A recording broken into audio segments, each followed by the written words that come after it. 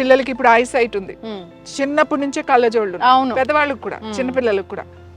చిన్నపిల్లలకి ఏం చేయాలంటే వారానికి 2 సార్లు లేదా 3 సార్లు ఈ ఆకులు, ఎన్నో వద్దు, ఊరికే ఇప్పుడు మనం ఇది తీసాం కదా, ఎక్కువ ఆకులు అక్కర్లేదు. అంటే లేతవి తీసుకోవాలంటారా? ఇంతే.